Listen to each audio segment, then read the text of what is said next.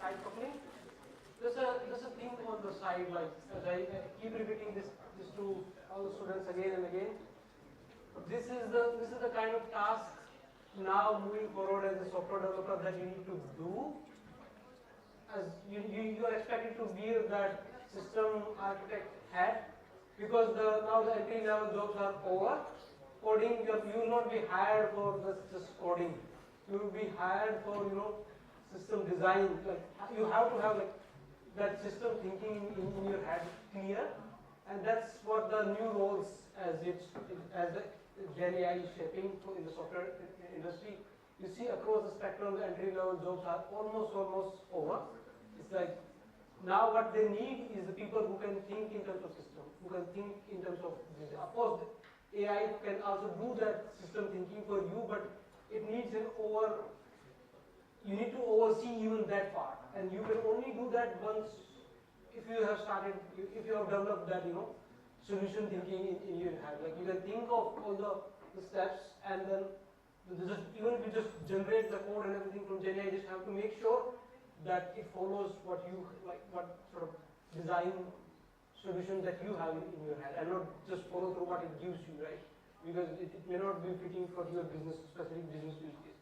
So this is really this whole, and the end of this class would be, the end goal of this class would be that you, or this lecture or component-based system, is that you start developing that habit of looking at not just code or class, but start thinking in terms of systems, start thinking all the edge cases and boundaries and things like that. That should sort of become your routine habit whenever you look at any system. That should become your second nature.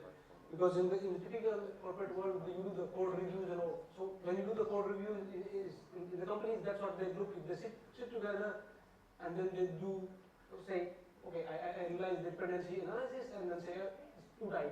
You need to sort of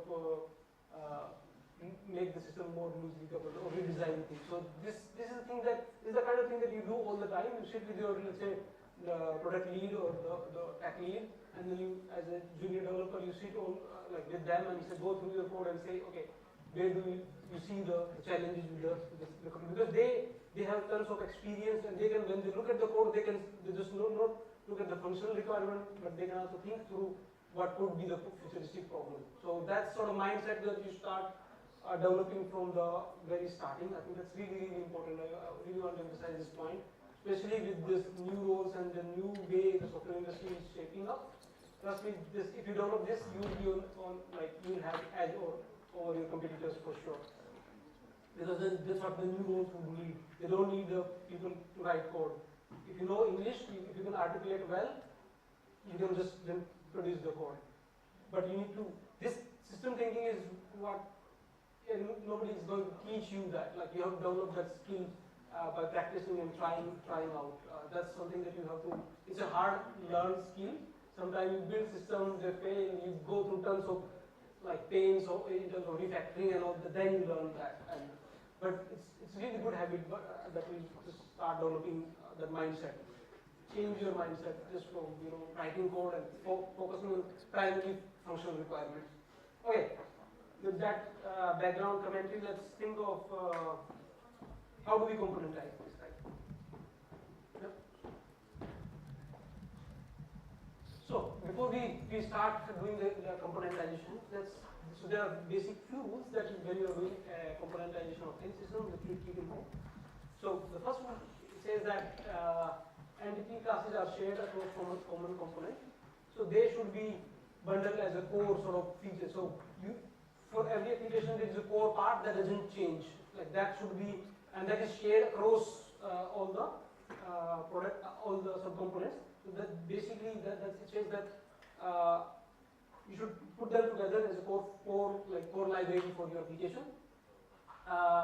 And that's sort of, in this case, the product is sort of that entity class that everybody shares. And as I was mentioning about the product class, it's sort of entity sharing class that you process in the database. It's like it should be separate, and it should be packaged as a core that everybody shares.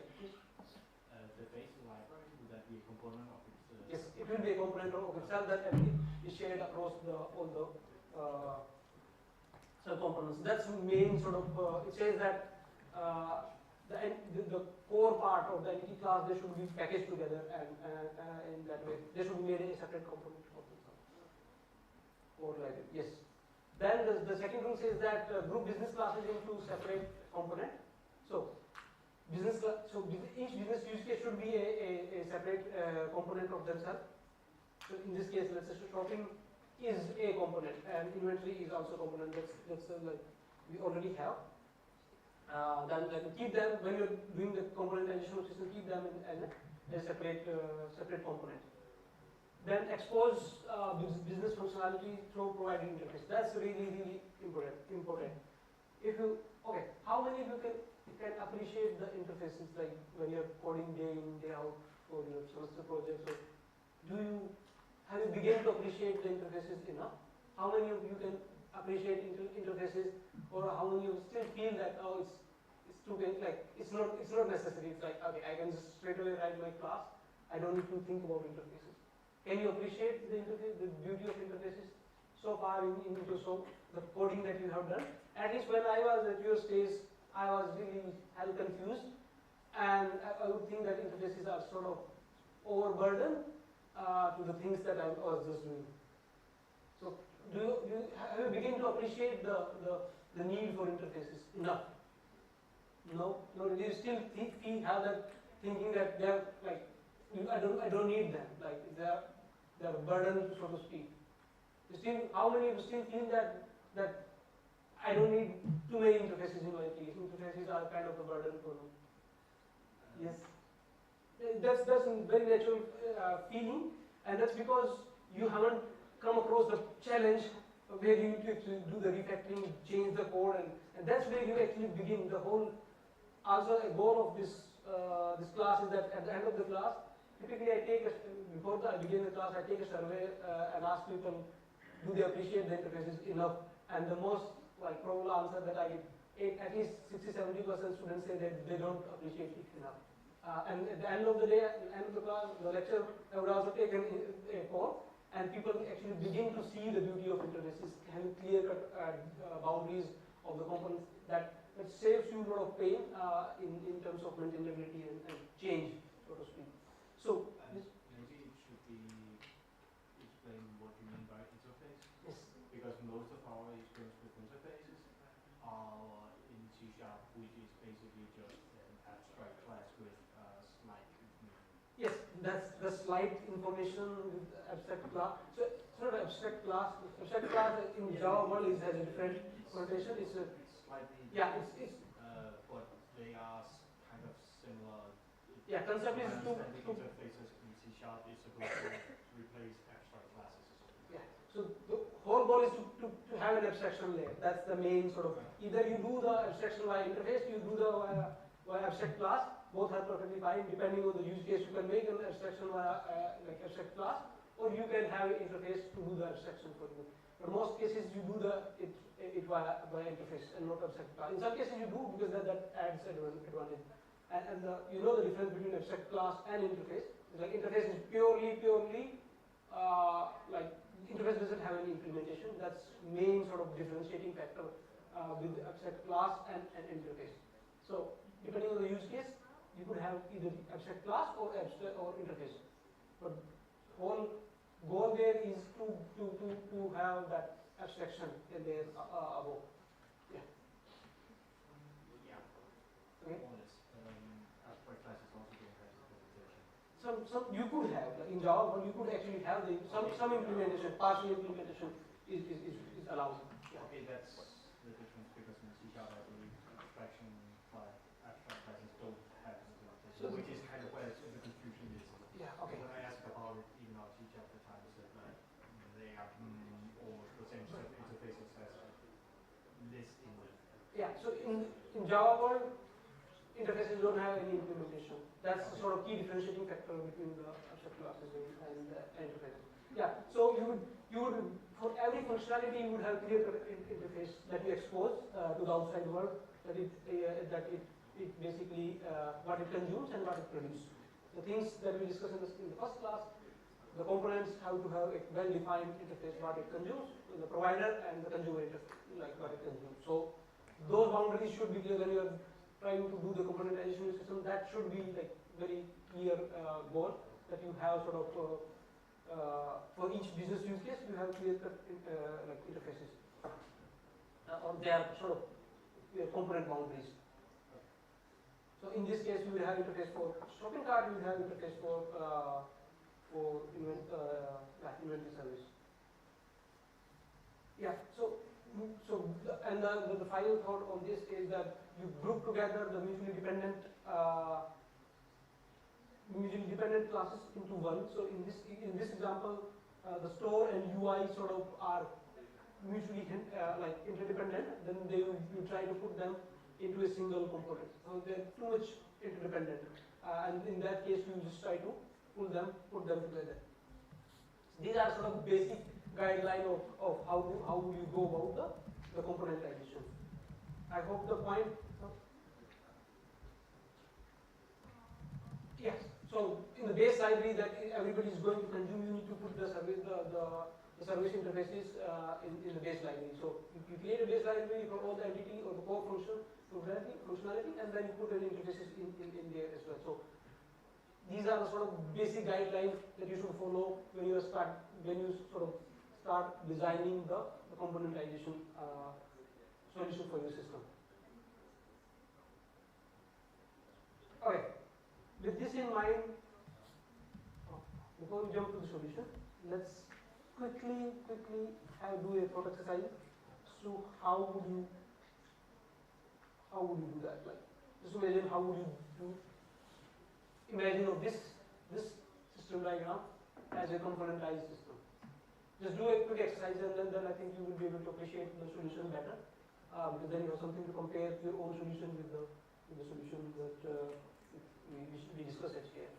Just take 5 minutes or 3 minutes. Just sketch something. Think about it. What is your proposed solution? So with this in mind, keep the entities separate, because and keep them as a core functionality that everybody can share, and then have it then separate your application in terms of business core business use cases. You have how many use cases that you have. You make them as a separate component. That's rule number 2. The rule number 3 is have a clear sort of interfaces for all the business use cases, that what they consume and what they provide. And then like sort of finally for your core based library, you have the interfaces of everything that consumes that. Just think of sketch something that comes to your mind at the top of your head. How would you design this as a component based system? How would you redesign this, let's say?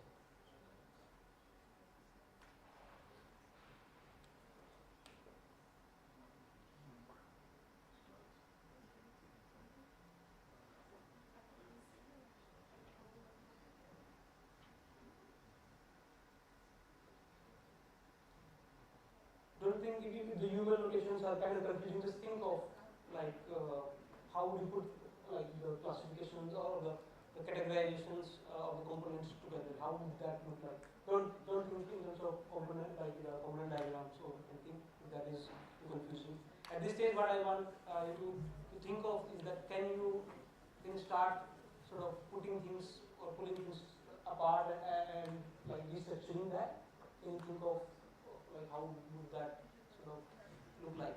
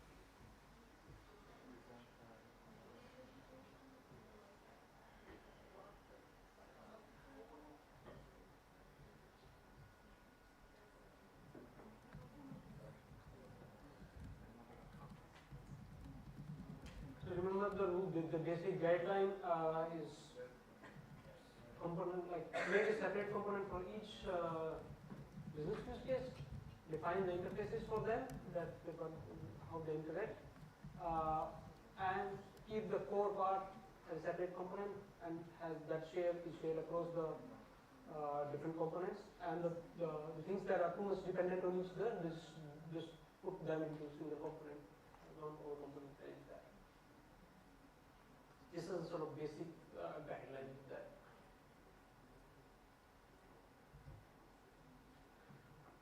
Take another minute and then we sort of dive deep into the solution.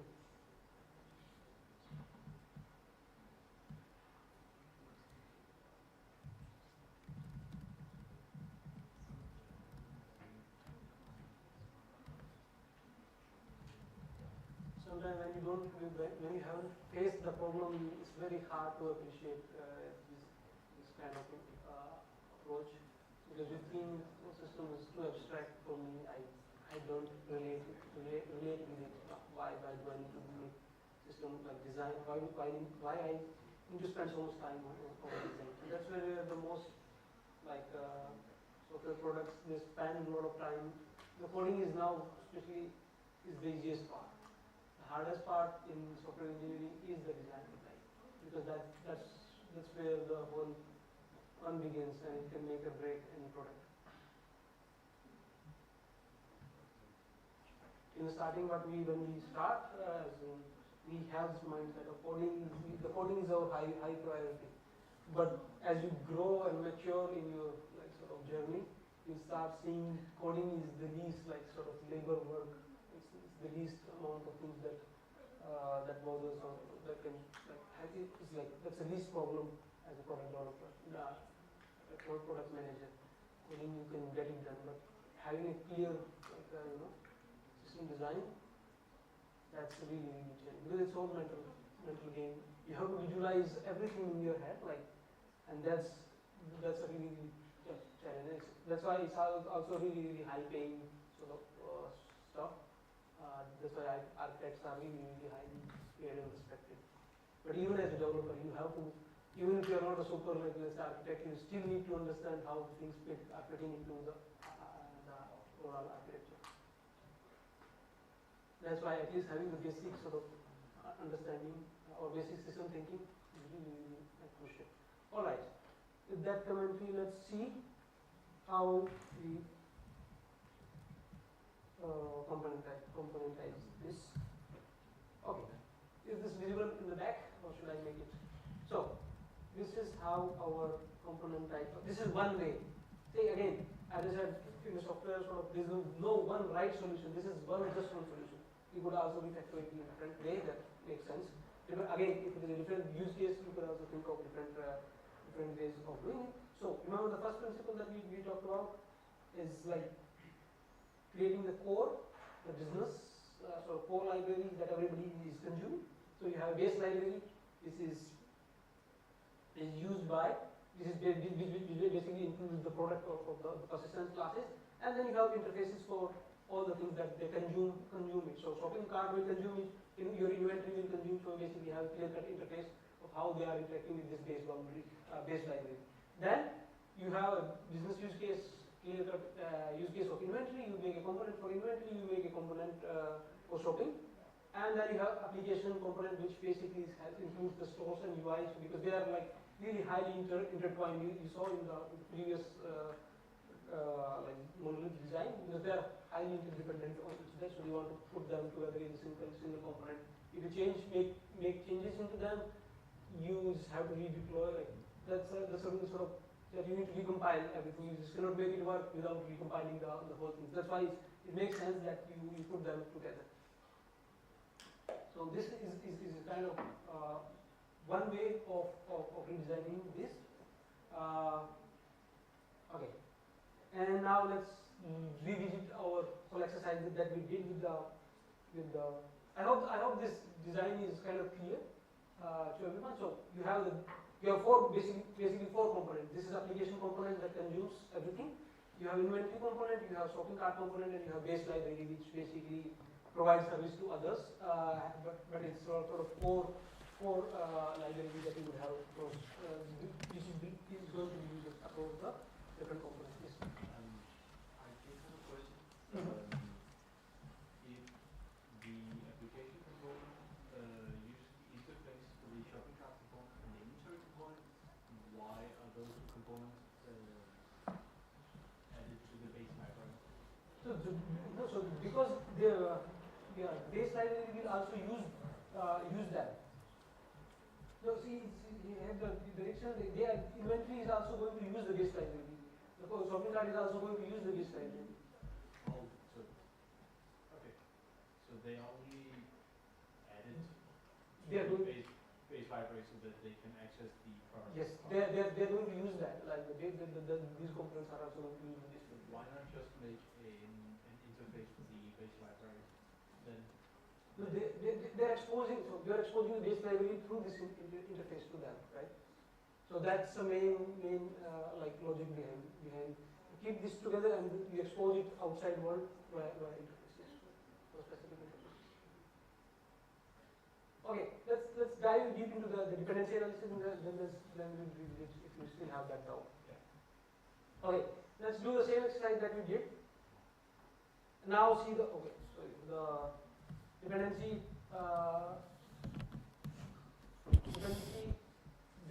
depth analysis that we did for the previous monolith design. Let's also do this for this new design. For each, list out the classes and then you will have. Ahead of the finish and just do the quick exercise. I think that's just redo the same exercise and see how can you see the dependency depth now as compared to the dependency depth earlier.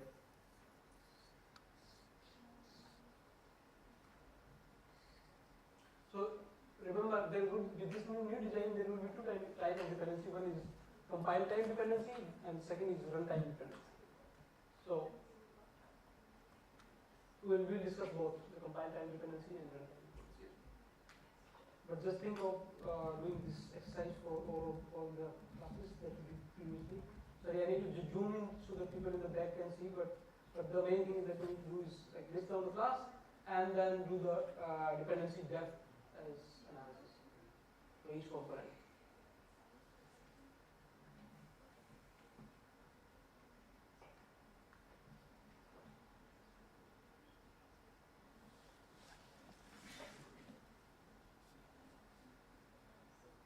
Do you think what is with the dependency depth?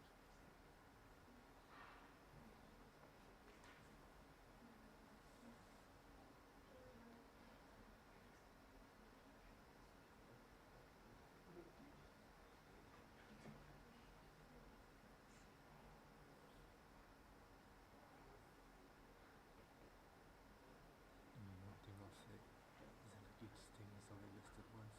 It's not like duplicates here. It's only like one copy of everything. Because before there was another diagram, the regular YAML, and you can see it like shows up multiple places. So here it's like different. It's like only one. Okay. So do you think like dependency depth of 5 is like realistic or like? Yeah, there you get like 0, 1, 2, 3. You can start at 0. Okay.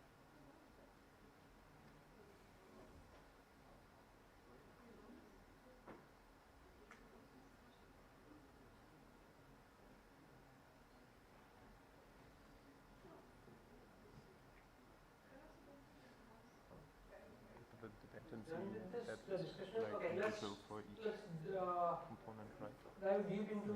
We have So for the product class, what is the dependency dependency now? What it depends on now? What is the dependency depth? With this, Zero, because the product still doesn't. yeah, it's part of the base library and it doesn't depend on anything else. Yes, that's correct. And then for inventory service, what does it depends on and what is the product depth? With this new design, what does inventory depends on? Yes. Can you see what does inventory depends on? Yes. What does inventory depends on? What? No. Inventory depends on application component. No, application component takes service. It depends on it's other yes. It's other way around. Yes. So what does inventory depends on? What? Oh, basically, yeah, depends on what is what it can do this. Yeah, the base library or the product catalog. It still depends on the product. It needs a product, right? So it still depends on the product. And the same for the shopping cart. What it depends on. Or basically, what is the dependency depth for this in inventory now?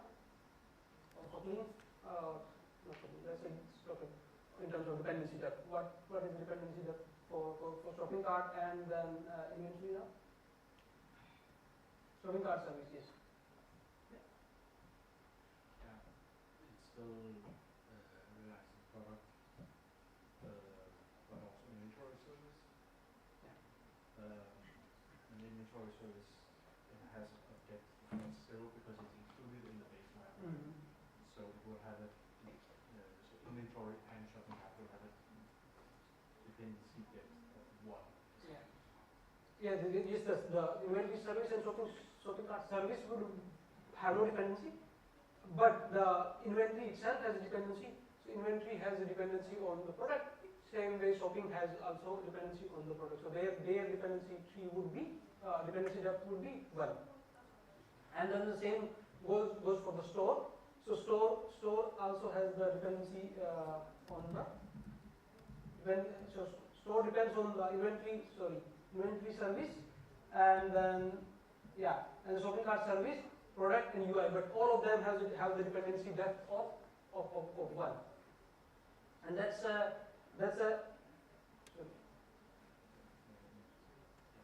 Basically, the store and the UI only has a dependency on the product,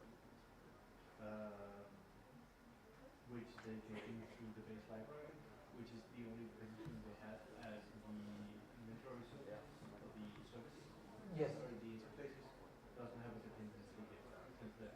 Yeah. So there are two things involved here. One is build time dependency, which is like, okay, at compile time all you need is an interface, but at runtime you need also concrete implementation of that interface, and that's why you have two different dependency on doing the build time and runtime. I hope that difference is kind of clear. When you are dealing with the interfaces, at compile time you just need the interface. You don't need a compiler doesn't look at the concrete implementation. It just looks that somebody is there to fulfill that interface. And then at runtime, of course, you need a concrete implementation of that interface. So at compile time, you will all have dependency depth for these components as well. For shopping cart, application component, all of them have dependency depth of 1. And at the runtime, you will see that you have the application component has a dependency depth 2 because it needs the concrete implementation of them by somebody. So in that case, so you have the base library that then it fulfills. It needs to have a concrete implementation somewhere. Yes. Sir? Wait, you said, do I understand correctly, the application component has a dependency depth too? Yes, application has a dependency depth too because let's say it depends on shopping, but the shopping also depends on inventory at the runtime. I was just confused because it says 1. Oh, that's because you're showing for build time. Yeah, it's oh, sorry. So for build time, it's only 1. Oh, okay. So the difference is in the compile time and the build time. So application at the compile time. So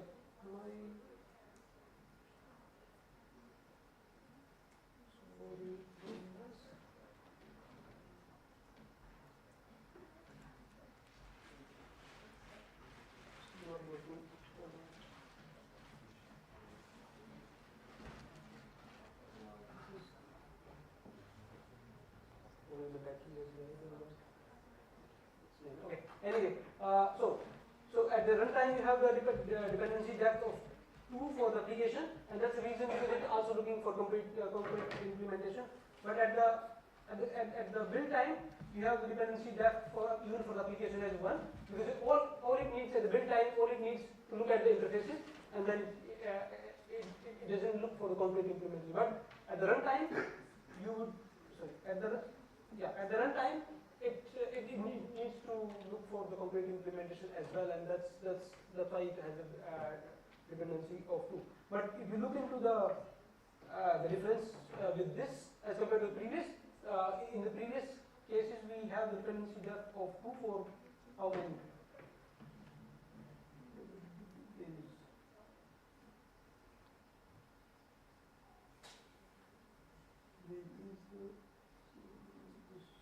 Jump through the slide, then we have a dependency tree in the previous case. You see the UI. So the UI and that also has a dependency depth here. The store and UI both have dependency depth of 2, and that's what we try to refactor.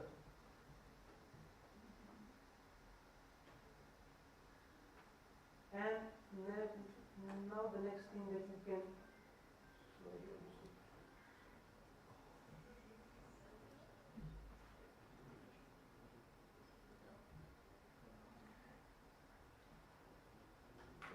just a second, I need to attend this.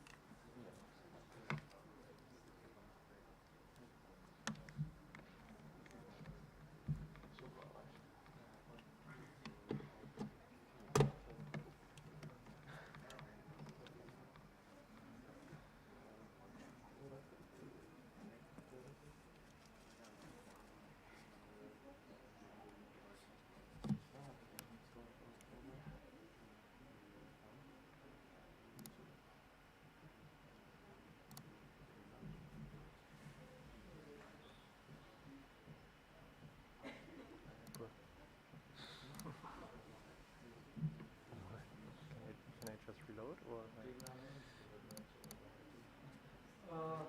Okay. Now let's look into the point as to the pain point that we were talking about change. If you need to make any change to this. So now what we have is more stable dependency tree for all the components between the they have the classes and they have the clear-cut interfaces for them. Yes, interfaces are more stable as compared to the implementation classes, and the application component now requires inventory service. So now this application component only depends on the inventory service and card service, and by clear-cut interface. If you need to change now, if you need to change this guy now, that's what we need, right, for implementing the promotional promo thing that we just talked about. So instead of if you need to implement, let's say, the Christmas sale promo, now all you need to do is just replace this part, and then you don't need to compile all these base library or the inventory sort of component. All you need to do is apply a new component. So you have one component of shopping. This is like your traditional component, and then you have another shopping component basically. And all you do is at runtime, let's imagine your sales and everything is running. All you do is just within the container, within the component model. So in the subsequent classes, we learn about the component models as to how they run your entire application, and then you swap in and swap out the components without even stopping the application. So an application will automatically know that you have changed. Let's say, for example, if you are adding a new payment provider and it's a component in itself, this payment provider, and it will automatically detect that new payment provider has been added without you changing the UI or making any changes as such. So in that way, it just, so for the promo, let's say you have a different component, like you build a promotional component which you only deploy during the time that you sort of have the sale things going on. and that would be like, sorry. Yeah, so you basically build, because now you all you have is shopping service interface, and instead of this component that was implementing your service now in the first design, now you have a promotional service component, and then it just adds a new price to so you have this in brand new component that you only deploy during the service period, and sorry, during the shopping discount period, and when that is over, you just swap it out of your system. It's just one click, just deploy, remove it, deploy, remove it. It's like you don't need to really sort of build the entire application as compared to the previous example. So I hope that example is kind of clear to everyone. Can you appreciate that solution as compared to the previous one? Yes, no, any thoughts? So now you have a promo component, and that is only you deploy and take it off during the season that you want to do it, and it's just one click deployment. Even if you need to change, make modification in your shopping or your discount logic and everything, it's just one component that you need to change in the entire application. Now your UI is isolated, your base library and everything is sort of isolated. You don't need to recompile and redeploy them. That's the sort of main advantage of this as compared to the monolith design that we saw. I hope that point is, so that's the main sort of crux of the things that we discussed so far, that you can see how easy it is sort of to adapt and use and sort of if you design it in the right way without it breaking your back. Is that point clear, or any thoughts, confusions, or things that comes to your mind, or you think that this solution doesn't work? What are the challenges with even this? Of course, there are tons of challenges with this, but I'm not trying to sort of highlight all those challenges here, but because we are trying to drive just a simple point about how a monolith would work, how componentization solves some of the problems that we just talked about. Of course, there are tons of problems even with this design, but that's for something later on, or maybe subsequent classes that we touch upon. We'll revisit this. But for now, I hope that point is kind of clear. If this is clear, the next example that I have, we'll just quickly walk over this, because that's the main sort of thing that I want to highlight. Any thoughts before we move on? Yes, no? Okay. Yes, as I said, at the end of the shelf period, all you need to do is just remove this component from your container that actually runs your entire application. So you have the way typically you do is like you have a jar. In Java world you have the jar, or in the so you have like kind of jars for each component. All you do is just swap in and swap out the jar, and then the component model, it will automatically, for example, Spring container that we are going to discuss, that will automatically reconfigure everything for you. Okay, so that's the main driving point. So now don't worry about how to deploy this, how it will be automatically configured in the running application without stopping it or rerunning it. We will look at those techniques a little bit later when we discuss about the component models again. Okay. Now we saw the monolith architecture, and we saw the pain points in the monolith, right? Now let's look into the layered architecture. I hope these architectures are covered for you in your previous semesters. The monolith or no, monolith layered. Are you familiar with this architecture pattern? So I know you have used MVC patterns. That's sort of a design pattern that you use within this architecture. So for example, in the layered architecture, we will have internally as MVC as a pattern. Let's even if you have not discussed about the layered architecture, let's talk about it a bit. So okay, we'll discuss that a little bit later. But first, let's revisit the problem that we want to discuss with the. So let's discuss the use case first. So we have the restaurant service. So it's a typical restaurant. Guests come and they do the order. They do the checkout. The waiters comes and do the checkout, and then they like you have typical service PO like point of sale service, which tracks care of how many number of tables there are, how many like what kind of food that gets sold into the restaurant. So you will have typically business use case where somebody or guest checking in and then placing an order and then modifying the order if they need to be, and then even cancelling the order or paying the bill in the end, or in the end they are checking out and collecting reports or bill receipts. So that's sort of typical use cases that you will see in a point of sale application. So imagine it's a restaurant point of sale, and this is how your layered architecture would look like. So layered architecture is like you have a presentation layer, you have a business layer, and you have your persistence layer. So it's again your whole MVC that you're already familiar with. It's a layering within that. Within each, you have a layering of these different components within the architecture. So it's again built on the layered architecture is kind of MVC. If you want to build a mental model for this, so it's like your MVC, and then so this is sort of detailed architecture that you would have even the layered as a layered solution. Like you build a layered solution for this point of sale application. You have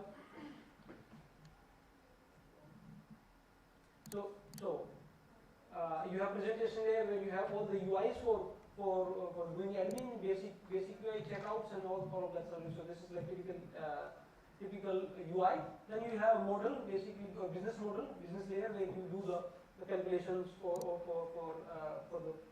the ordering and billing and everything. Then you have data layer, basically you persist everything. This is a typical architecture you are all familiar with from your MVC, like from previous semester in which you did the MVC architecture or MVC design pattern that you have been using.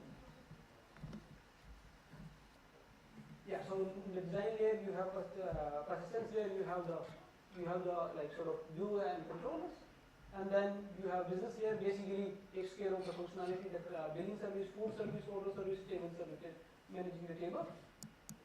So you have all of these use cases for in the business layer. Those are sort of core to your application. These are typical business use cases that you will have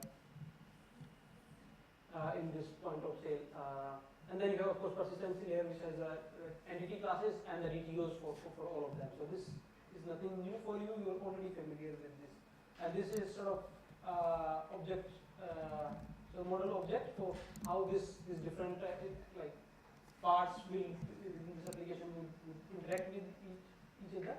How the tables will like will have order will go to food, order will have food item, and then the food item will go to the food catalogs or category. So this is like typical chain reaction that you will have.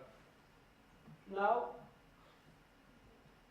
you want to think about how do we componentize this and what are the sort of challenge with this solution that we just saw. Like, okay, we have this layered approach and which we just sort of club the things into the MVC sort of model view controller, like the presentation layer, the business layer, and then the data persistence layer. So these are the typical classifications that you have in the layered architecture, right?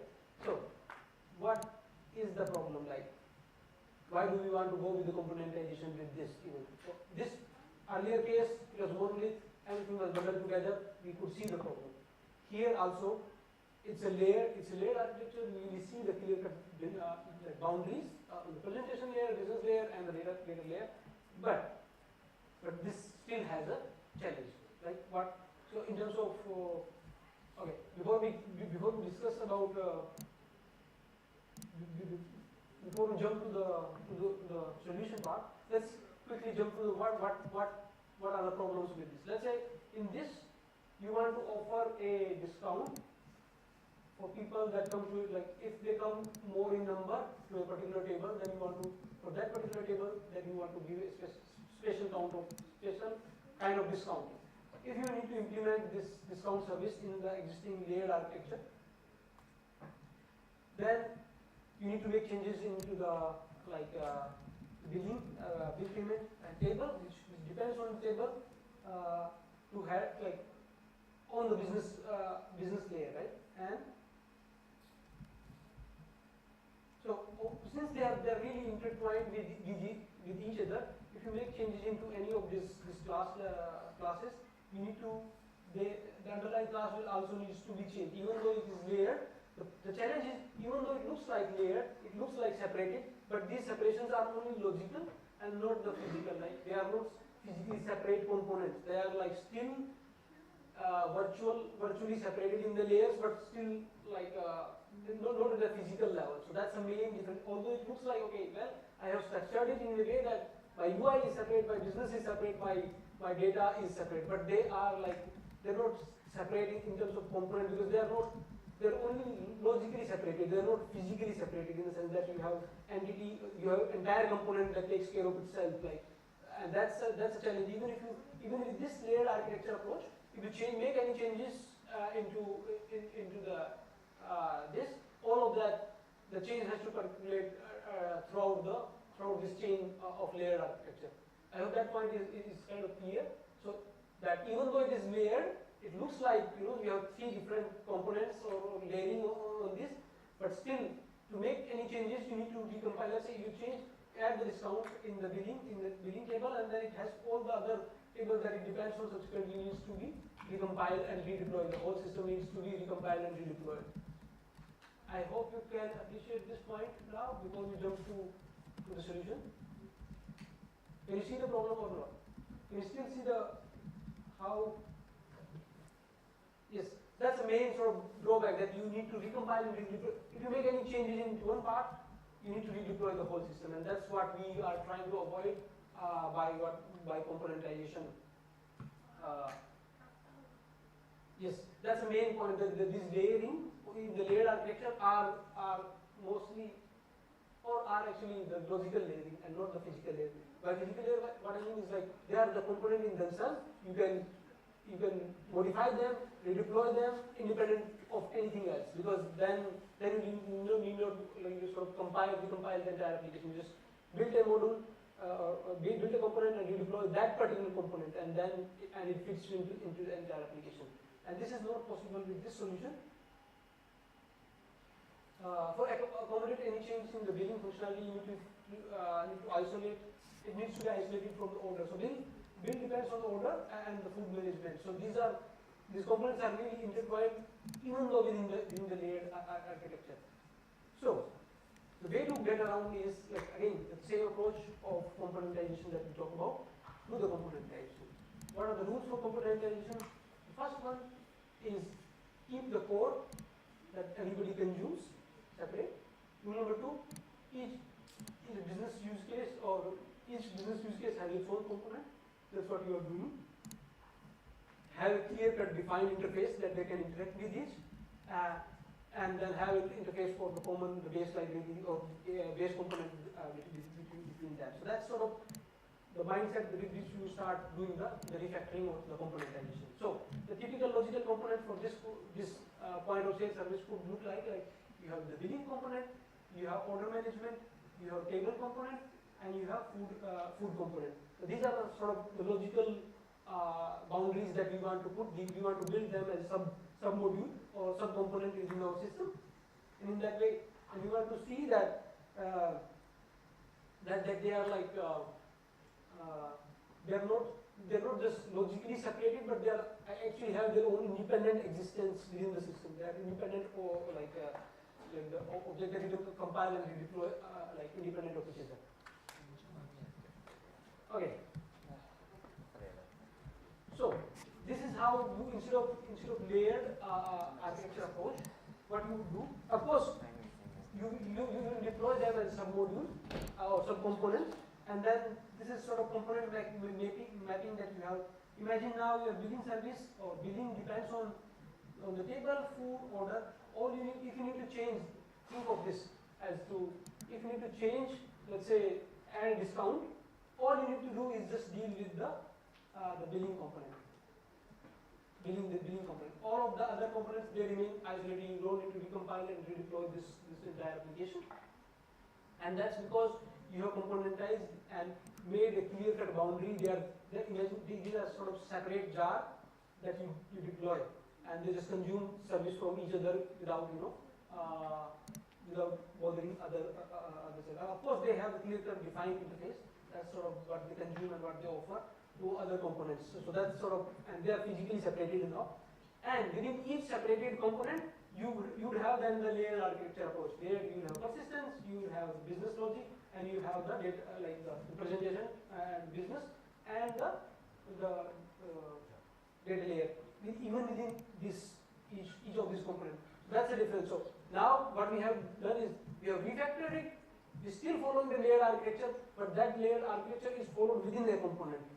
And now we have made them as a separate component that they have their own independent existence, and in terms of modifiability.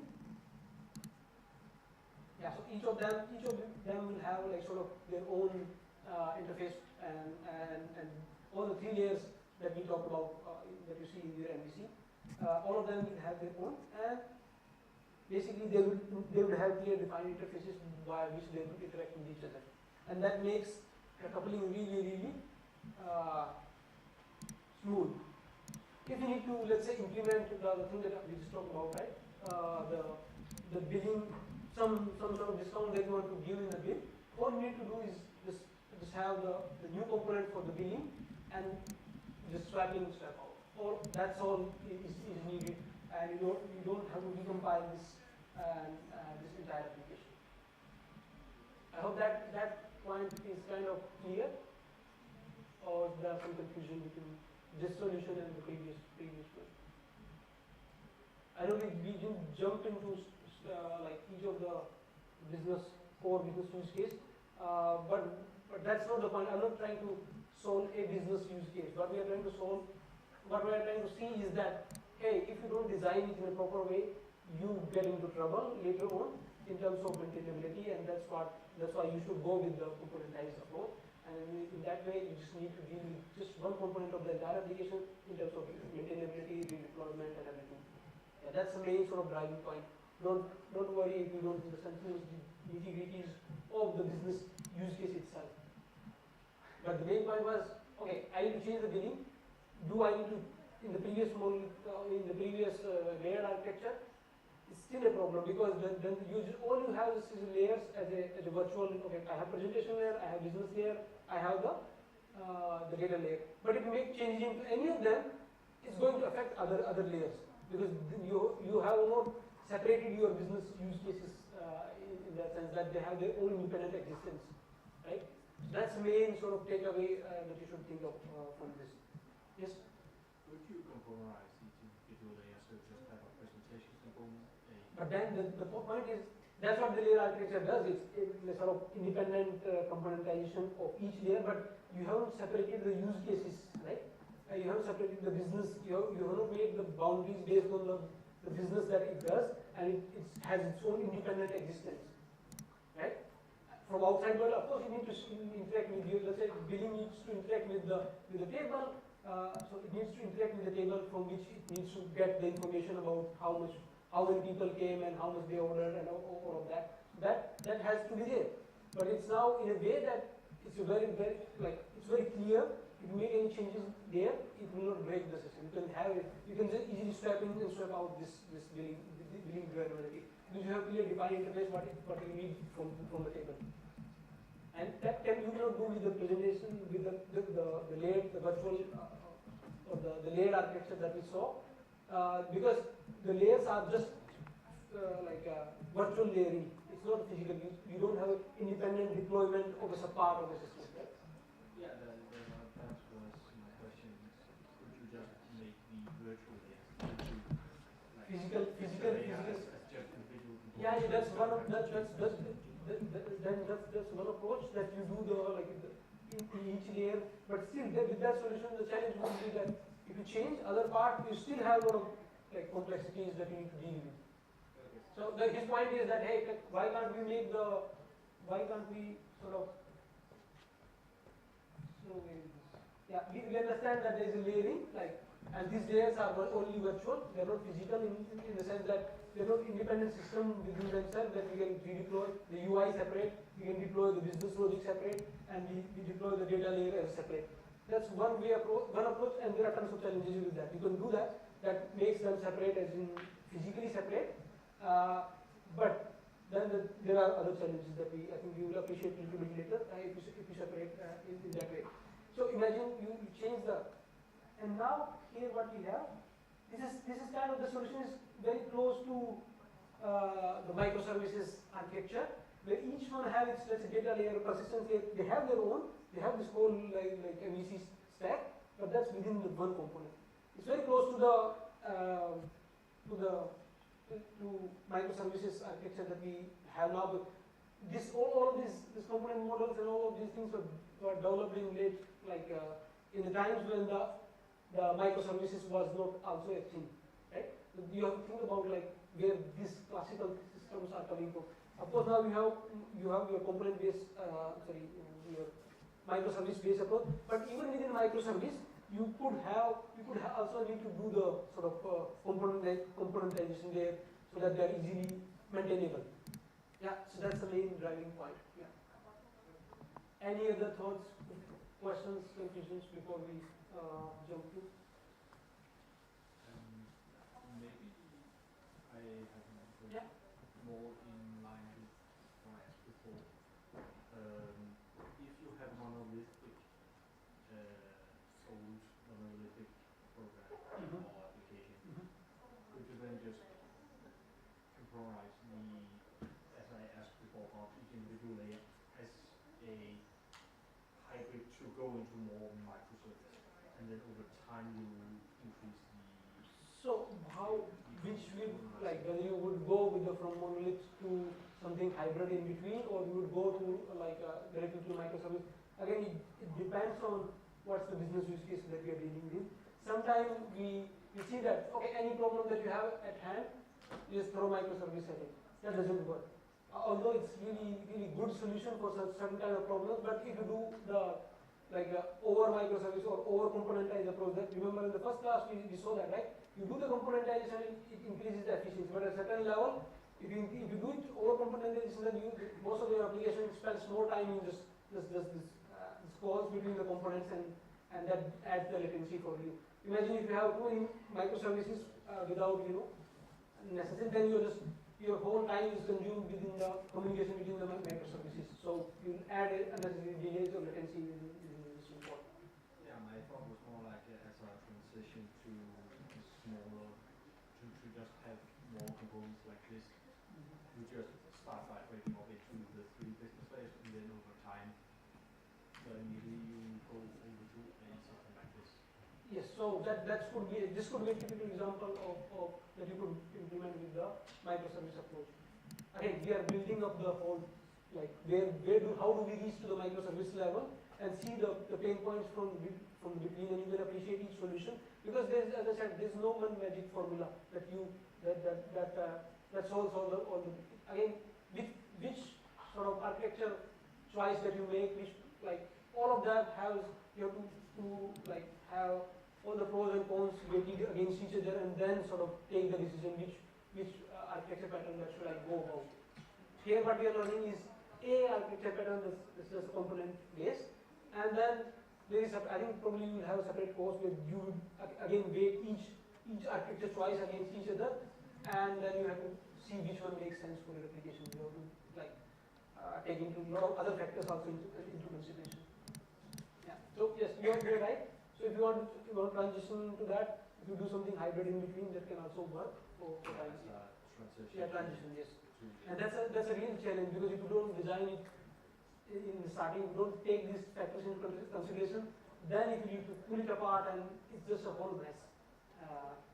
Yeah, that was kind of my thought, that if you had a monolithic, then you just go straight to microservices, then you would have to more or less rebuild the service. So instead of having to rebuild everything, you can just start small and start. And even within the microservice, you could have actually some componentization within the microservice. So microservice is typically it's a full business use case that you are dealing with. But even within your business use case, you also want to think keep the things componentized and separated, so that even within that they're easy to maintain.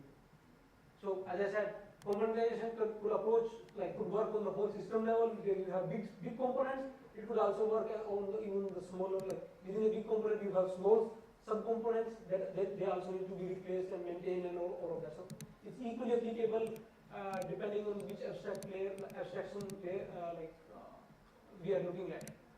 Yeah, so it is applicable to all abstract like layers or the levels that we are talking about. Yeah. Okay. Yeah, as I said, so in within, if you need to change the within granularity, or you just only need to swap in one component, and then your application works seamlessly. All right. So that was main point. We are still we need a break. I think we should take a 5-minute break, and then I don't have much. So I just need to explain the assignment and quickly go over the UML which you are already doing. So let's take a 5 minutes quick break, and then we